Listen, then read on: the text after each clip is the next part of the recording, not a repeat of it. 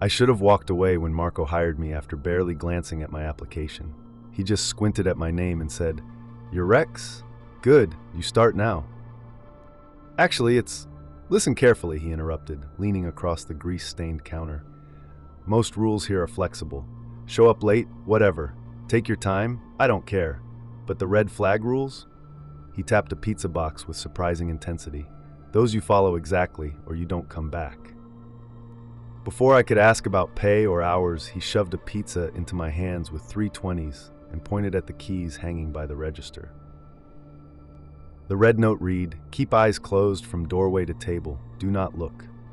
The GPS led me to a house that I swear I drove past twice before I actually saw it. A small cottage wedged between 2 apartment buildings in a way that didn't make architectural sense. I tied my bandana around my eyes before knocking. "Pizza!" a child's voice chirped when the door opened. The kid gave me directions while I stumbled around blind, giggling the whole time. At one point, I opened the wrong door and got hit with a smell I can't even describe, like meat left in a hot car for days. I slammed it shut fast. When the kid offered a tip and the bill fell, I crouched down to grab it. My blindfold shifted just slightly, and through the gap at the bottom, I saw the feet next to the money. They were adult feet, large, hairy, masculine feet in a pair of house slippers. The child's voice said "oops" from directly above those feet. I kept my eyes shut, took the money, and left. Back at the shop, Marco told me about the previous driver. She'd taken something from a client's apartment despite the red flag warning not to touch anything. "She doesn't work here anymore," he said in a flat voice that made my stomach drop. The next delivery came with a $100 bill and instructions. Door unlocked. Leave pizza on coffee table. Touch nothing. Take nothing. The address was a motel where every window was dark except one, room 213. Inside was my apartment. Not similar to it, my actual apartment, down to the dishes I'd left in the sink that morning and the trash bag by the door I'd forgotten to take out. My unmade bed in the corner. My coffee table with this morning's energy drink still on it. Except when I looked closer, the details were wrong. Different plates, similar furniture, but slightly different brands, different amounts of wear, like someone had recreated my apartment from photographs but couldn't get the small things right. Then I saw Daisy's urn, my dog's ashes. That was definitely mine. I knew every swirl of my sister's handwriting on it. Someone had taken it from my actual apartment and put it here. I almost grabbed it. Then I heard a dog bark outside. I remembered the red flag and backed out of the room. At my car, I heard footsteps. "Hey!" a woman's voice, rough like she'd been smoking for years. She wore the same pizza delivery shirt as me, but her skin looked grayish in the parking lot lights and her eyes were sunken deep. She smelled like she hadn't showered in weeks. Around her neck was this weird choker made of black material, almost like leather but with these sharp points. "Rex, right? You'll last longer than I did." She held up something. At first I thought it was Daisy's urn, but when I blinked it just looked like another one of those spiked chokers. Maybe I'd been staring at her necklace and got confused. "Get a uniform that fits. I like to look decent." She smiled, and I swear some of her teeth looked wrong. "Oh, and Marco, don't trust everything he says. He's got his own red flags." I got in my car and left. I'm writing this from a gas station. I should quit. I really should. But Marco just texted, another delivery, triple pay. I'm gonna do one more.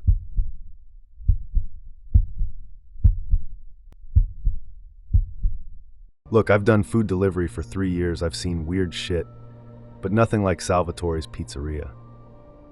They don't interview. You show up, you get an apron, you start driving. First delivery, Sal handed me a pizza with a phone strapped to the top with rubber bands. The phone had a countdown timer running. 38 minutes, Sal said. Deliver before the timer runs out. Or what? Or I can't pay you. He shrugged.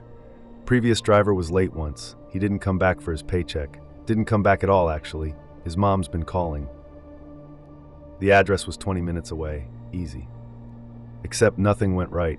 The highway exit I needed was suddenly closed for construction that I'd never seen before. No signs, no warnings, just cones blocking it off. I took a detour. That added 10 minutes. Then a traffic jam on a road that's never congested. Just cars, stopped, no visible accident or reason. I watched the timer tick down while we crawled forward. 14 minutes left when I reached the street. I ran to the door with the pizza. The house was empty. I could see through the windows, no furniture, no people, nothing. But the address was right. 9 minutes. I tried calling Sal, no answer. I tried calling the customer number on the receipt. Disconnected. 6 minutes. I left the pizza on the porch and sprinted back to my car. As I opened the door, I heard it, a long, sustained beep from the pizza box. I looked back. The pizza box was just sitting there on the porch. But I swear, and I know this sounds insane, the lid was opening by itself.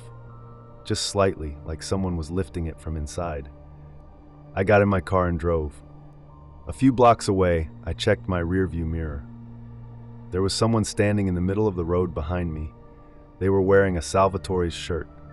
They were just standing there, perfectly still, facing my direction. I looked away to watch the road.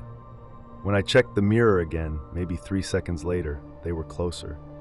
Still standing in the middle of the road, but closer. Like they'd moved while I wasn't looking.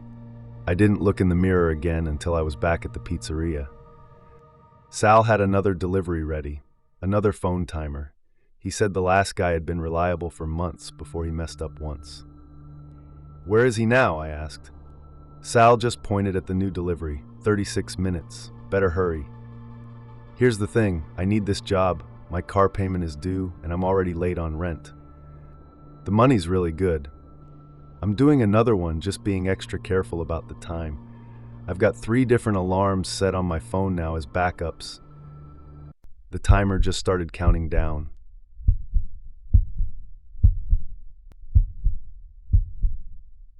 You ever take a job and immediately know you fucked up, but you need the money too badly to walk away? Marcello's Pizzeria does specialty pizzas. That's what the owner called it during my first shift, while he was doing prep work in the back, chopping something I couldn't quite see clearly. The smell was weird. Earthy, but also kind of chemical. "Some customers have very specific topping requests," Marcello said without looking up. "Your job is to deliver, nothing else. Don't ask questions, don't look too close, just deliver." First weird delivery had a red flag note. Ring doorbell twice, walk away immediately, do not wait. I did exactly that, left the pizza, turned to leave, and heard the door open behind me. Then sounds I can't really describe. Eating sounds, but wrong. Wet and desperate. Multiple mouths maybe? I don't know. I didn't turn around. Second delivery, the red flag said, "Special order, customer provided specific ingredient, handle with care." There was a small bag inside the box, tucked under the pizza. Through the plastic I could see what looked like, maybe mushrooms. They were dark and oddly shaped. One of them kind of looked like it had fingernail crescents on it, but that's impossible. Had to be my imagination. The customer was waiting at her door. She grabbed the pizza so hard the box crumpled a little. "Did you put it on?" she asked, breathless. "It's inside, ma'am, just like you." Good, he won't stop. Every night I see his face, but if I..."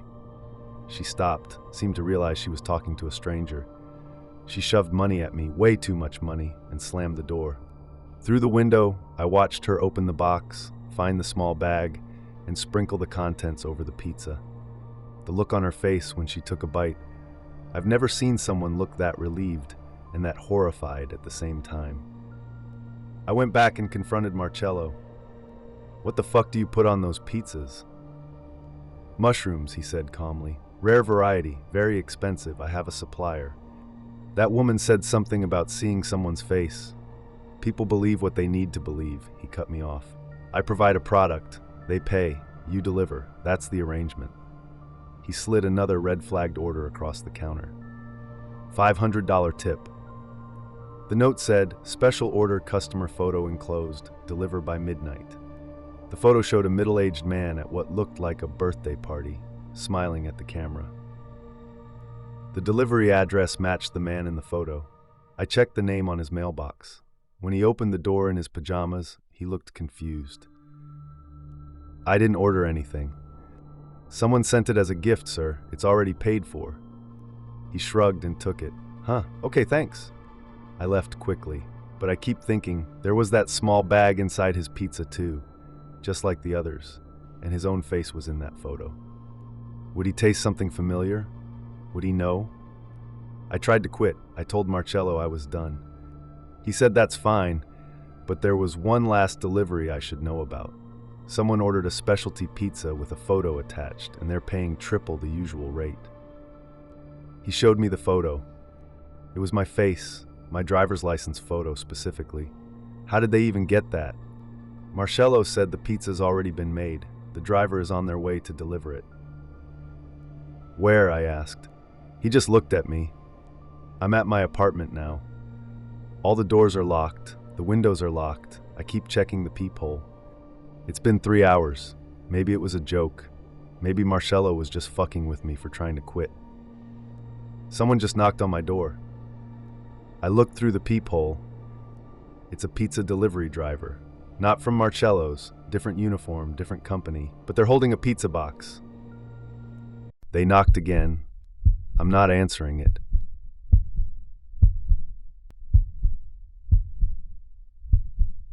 Pietro's Pizza has been in my neighborhood since the 70s. The old man who runs it, Pietro, he's got burn scars all up his arms and this intense stare. 3 rules on the wall behind the register. 1, never open the boxes. 2, always complete the route. 3, don't break the chain. What chain? I asked on my first day. You'll see, Pietro said. Each delivery leads to the next. Red flags tell you where to go. You follow them exactly. Every single one. Miss a step, the chain breaks. He looked at me seriously. You don't want to break the chain. First delivery seemed normal. Then I saw the red flag, deliver to address.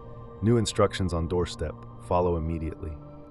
At the house, no one answered, but taped to the door was another note with a new address, and inside the doorway was another pizza box.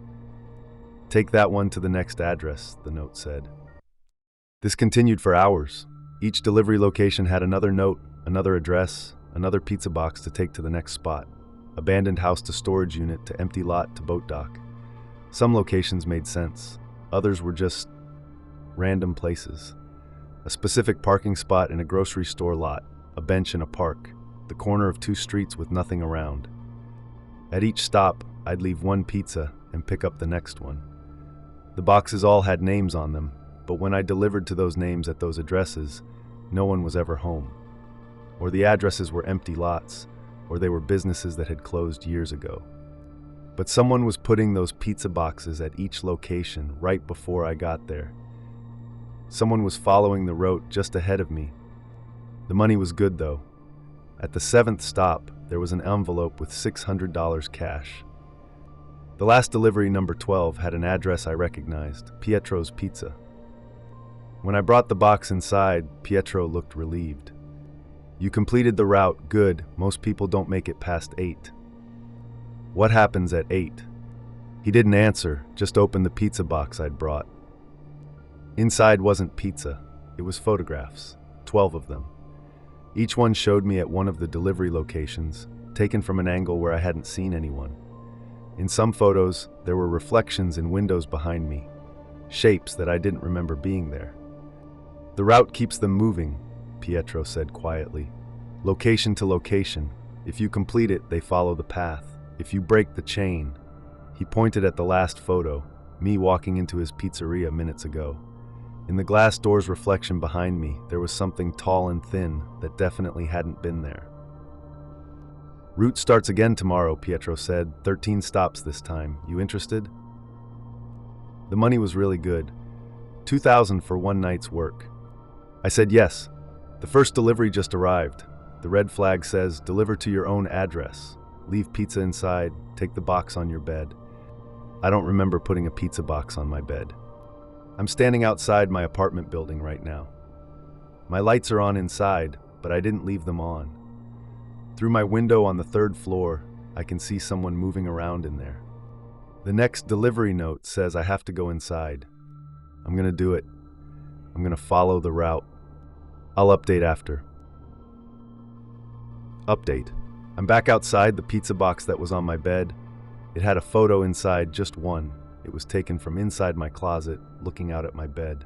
Timestamp says it was taken last Tuesday at 3 a.m. I was home last Tuesday. I was sleeping in that bed. The next delivery address just came through. It's the house from the first stop. I think I'm going in circles. I think the route doesn't end.